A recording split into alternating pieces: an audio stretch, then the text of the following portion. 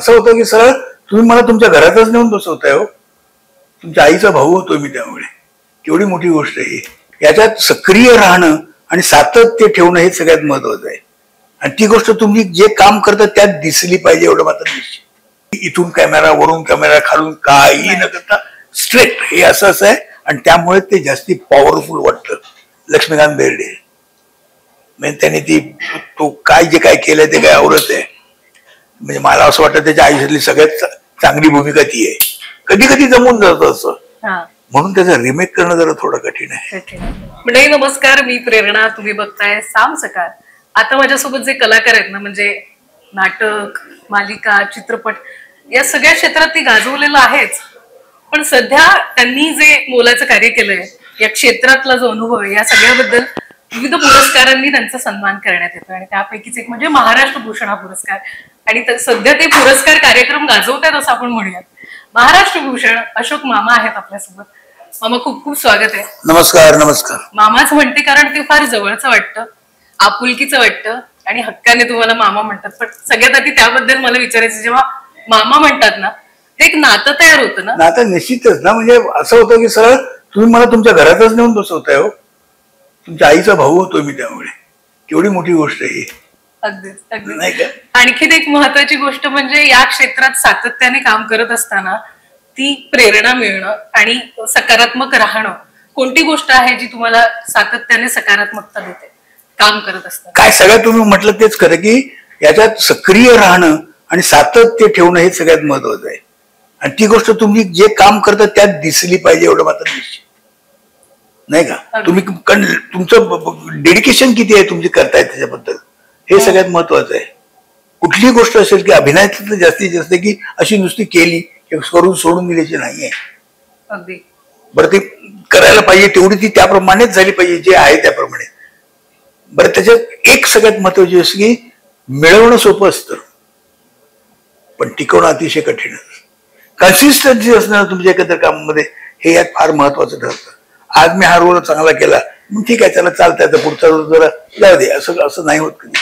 कारण तुम्ही यावेळी ऑडियन्सच्या दृष्टीने तुम्ही या वेळेला चांगलं करताय, पुढच्या वेळी तुम्ही जर चांगलं नाही केलं तर तुम्ही राहालच की नाही सांगता येत नाही.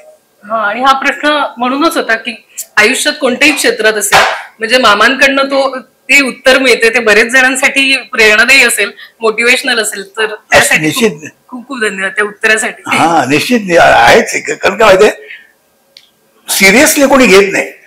आहेत सिरियसली घेणारे आहेत, बरेच नट आहेत घेतात सिरियसली, पण ते विचार केला पाहिजे. सिरियसली घेतलीच पाहिजे ही गोष्ट, अशी सोडून देण्यासाठी नाही ही गोष्ट.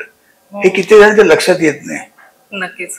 आणि आजचं निमित्त खास आहे कारण लाईफलाईन चित्रपट त्याचे जे काय आम्ही झलक बघितली आहे, ट्रेलर असेल, सगळ्या गोष्टी खूप वेगळेपण आहे. म्हणजे वेगळं आपण नेहमीच म्हणतो पण ह्याच्यात खरंच वेगळेपण आहे. आणि अर्थात तुम्ही करताय त्याच्यातलं ते नाविन्य असणारच. एक वेगळा विषय आणि सखोल पद्धतीने मांडण्याचा प्रयत्न आहे या चित्रपटातला. पण जेव्हा डॉक्टर म्हणतो ना सर आपण, तर खूप आशेने बघतात लोक सर डॉक्टरकडे. रुग्ण असतील, रुग्णांचं कुटुंब असेल, डॉक्टर त्यांच्यासाठी देव असतो. आणि ही भूमिका करत असताना तुमच्यासाठी तेच जास्ती महत्वाचं आहे.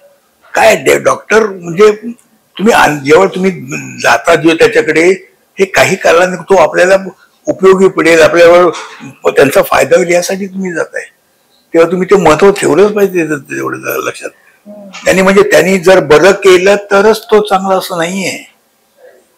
तो करतोच बरं, पण नाही केलं म्हणून त्याला नाही झाला जर काय नशिबाने म्हणून त्याच्यावर हात उगारणं हे सुद्धा वाईटच आहे, नाही का?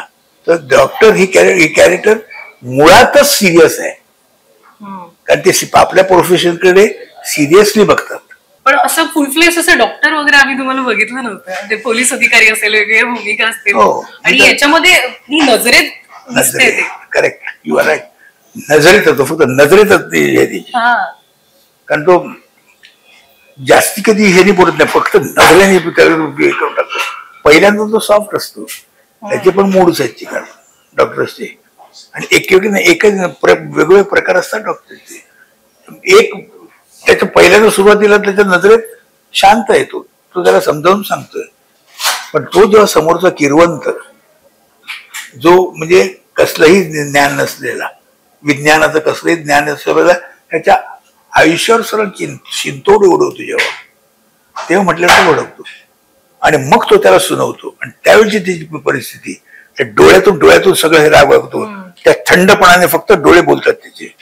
आणि त्याच्यानंतर शेवटी त्याला मग तो सगळं झाल्यानंतर शेवटी जे सुनावतो ती एक वेगळी. मग त्यात संतपणा पण आहे आणि त्यात राग पण आहे, असे मोड्स आहेत. म्हणजे तुम्ही विनोदी भूमिका पण प्रत्येक परस्पर वेगवेगळी साकारलेली आहे. अशोक सर्वांची शेड वेगळी. याच्यात कॉमेडी अजिबात नाहीये, ह्याच्यात रागाचे वेगळे हे असतील.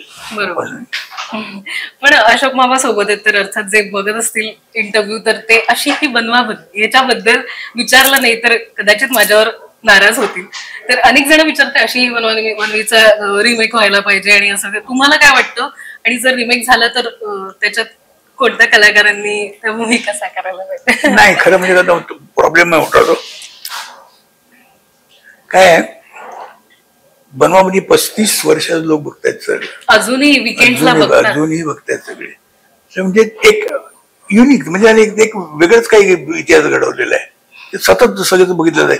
याचं कारण त्यातला कंटेंट, त्यातला लेखक वसंत सबनीस असा लेखक होणे नाही, पण कॉमेडी याची मराठी पिक्चरसाठी त्यांनी जे पद्धत सगळी चौघांची धडपड जी लिहिली, संवाद आणि काय प्रश्नच नाही त्याच्याबद्दल. ते याचं जास्त वाटतं डायरेक्टर सचिन, त्याने ते व्यवस्थित मांडलंय अगदी सगळं. कुठेही अवडंबर न माजवता, कुठेही इथून कॅमेरा वरून कॅमेरा खालून काही न करता स्ट्रेट हे असं आहे. आणि त्यामुळे ते जास्ती पॉवरफुल वाटतं. लोक स्टोरी तसे वाहवत जातात आणि ते म्हणजे यशाची आहे. ही साधी गोष्ट आहे. आणि आर्टिस्ट अशी निवडली की काय बघायलाच नको. प्रत्येक आर्टिस्ट लक्ष्मीकांत बेर्डे म्हणजे त्याने तो काय केलंय ते काय आवडत आहे. म्हणजे मला असं वाटतं त्याच्या आयुष्यातली सगळ्यात चांगली भूमिका ती आहे. ओके. आणि सचिन म्हणजे असा इतका सुंदर पुरुष दिसलत नाही. ओके. पण नयनताराने काय छान काम केलं. वास्तविक हा तिचा जॉनर नाहीये, ती करते पण नाहीये, पण तिने जे काय ती बेरिंग ठेवलंय तिचं, हो कमाल. त्या दोघे बोलणं हे नाचतात म्हणजे फुलपाखरू असल्याशिवाय दुसरं काही येत नाही. दोघी जणींना, निवेदिता काय किंवा सुप्रिया काय, अश्विनी भावे, अश्विनीने थ्रू आउट आपलं बेरिंग ठेवलेलं आहे, कुठेही हल्लेली नाही ती. तो चेहरा ते आपण म्हणजे त्याच्यावर हे आहे न दाखवण्याची जी हे, परत आपण मोठे काही उच्चभ्रू याच्यातली आहे ते दाखवण्याचं इतकं सुंदर तिने मांडलेलं ना, वा प्रश्नच नाही. तिचे आर्टिस्ट एक चांगले मिळाले झालं असं. म्हणजे कधी कधी जमून जातं असं, म्हणून त्याचं रिमेक करणं जरा थोडं कठीण आहे. असं लिहिलं जाणं कठीण आहे आणि असं परत सादर केलं जाणं कठीण आहे. असं काही गोष्टी असतात की झाल्या ते झाल्या. अगदी. आणखीन एक असा प्रश्न की तुमचे चित्रपट, तुमचे गाणी, त्याच्यातला डान्स, अर्थात तुम्ही ते मीम्स बघतच असाल आणि बऱ्याच ठिकाणी बोललाय, ते संवाद असतील, ते आजही आजच्या पिढीला इतके कनेक्ट होतात. काय वाटतं त्याच्यातली जी मजा आहे ती आजही कनेक्ट होते? हो, मजा आहे. म्हणजे मला मजा येते ना बघताना. वा, काय काय काय काय कुठून हे करतात, फार सुंदर असतं ते. कारण मला त्यांचं कौतुक वाटतं, कसं काय मिळवतात कुठून आणि कसं एडिट करतात, हे सुंदर करतात, फार सुंदर करतात ते. माझं एक गाणं तर आहे ते गाणं तर त्याचे इतके मेम्स झाले की जवळजवळ इंग्लिश गाण्यावर गाणी पण झाली त्याच्यावर. आणि तुमचं ते टी शर्ट पण व्याख्या विकी बघताय तुम्ही, तर मॅनरिझमचं आहे त्याला. तो कधी कधी पिक्चर मॅनरिझमने हिट होतं ते चालतं.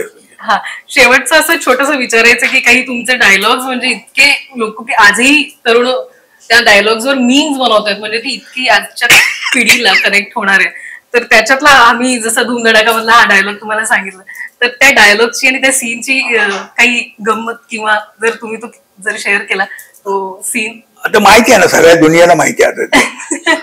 मी म्हणजे ते माझ्यामध्ये केलेलं आता केलं ना धूमधडाकामध्ये. मला वाटत माहित नव्हतं ते करायचं, मला माहित नव्हतं, लिहिलेलं नाहीये, मला सुचलेलं आहे. बरं ते काय होतं, मलाही वाटलं होतं की हा केला तर एवढा पॉप्युलर होईल, एवढा पॉप्युलर झाला तो की मला काय झालं तिकडे रिअल त्यावेळेला घडलं तसं.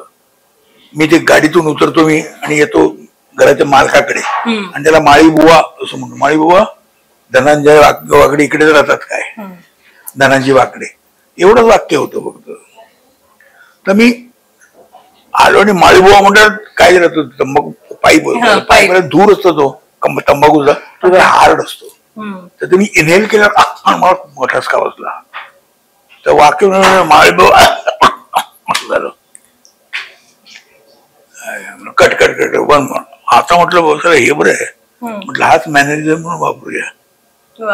आणि मग त्याच्यातून मी ते सुरू केलं. म्हणजे मी वाक्य कन्वे करायला लागलो. काय म्हणायचं नुसतं व्हेरिएशन त्याच्यात वाक्याच्या वाक्य कन्वे करायला, हे सगळं युनिक होतं त्यातलं. आणि आणखीन एका तुम्ही डायलॉगचाही तसंच उल्लेख केला होता की तेही हा माझा बायको, त्याबद्दलही असंच झालं होतं. तो किस्सा नाही विचारणार, पण त्या बाबतीतही बऱ्याच सिमिलर गोष्टी घडल्या होत्या की ते ऑन द स्पॉट झालेल्या गोष्टी. ऑन द स्पॉट नाही, मी ते ठरवत होतो. मी मुद्दाम केलं ते, पण माहित नव्हतं कोणाला ते मी असं बोलणार आहे. ते नॅचरल आहे सगळं ते, पण मी ठरवलं होतं की मी असंच बोलायचं हा माझा बायको. काय हा माझा म्हणायची सवय झाली आहे ना. अगदी. तर ही कसं म्हणणार त्याला, तो हा माझा बायको म्हणणार. अर्थात ते डायलॉग्स आणि त्या सगळ्या सीन म्हणजे तोंडपाठ आहे. आत्ताच्या तरुणांनाही ते तोंडपाठ आहे. आणि मला वाटतं ती मजा आहे त्या काळातल्या चित्रपटांची आणि डायलॉगची, संवादांची. लाईनचं पण जे कॅरेक्टर जसं तुम्ही कॅरेक्टर ही लहान आहे, शॉर्ट आहे, पण अतिशय दमदार कॅरेक्टर आणि इम्पॉर्टंट कॅरेक्टर आहे. लहान असतं तरी मी केलं ते, कारण तो एक मेसेज देऊन जातोय लोकांना.